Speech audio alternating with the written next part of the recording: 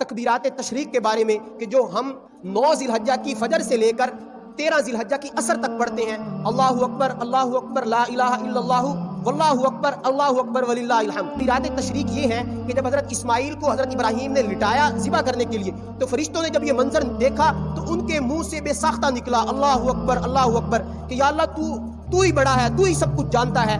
तो अंबिया क्योंकि फरिश्तों की बात को सुनते हैं, तो हज़रत इब्राहीम ने जब फरिश्तों की इस कलमे को सुना अल्लाहु अकबर, हज़रत इब्राहीम ने क्या फरमाया, ला इलाहा इल्लल्लाहु वल्लाहु अकबर। इसमें कोई शक नहीं कि वो अल्लाह जिसका कोई माबूद नहीं वो बहुत बड़ा है। और फिर तीसरे नंबर पर हज़रत इस्माइल ने छुरे के नीचे लेट कर क्या फरमाया, अल्लाहु अकबर वलिल्लाहिल हम्द, कि ए अल्लाह जो सबसे बड़ा है, मैं इस छुरी के नीचे भी तुझ पर खुश हूँ, इस छुरी के नीचे भी मैं तुझ पे राजी हूँ। तो ये तकबीरात तशरीक फरिश्तों हज़रत इब्राहीम और इस्माइल अलैहिस्सलाम के वो इखलास वाले कलमात थे जिनको अल्लाह ने क़यामत की सुबह तक जिंदा फरमाया।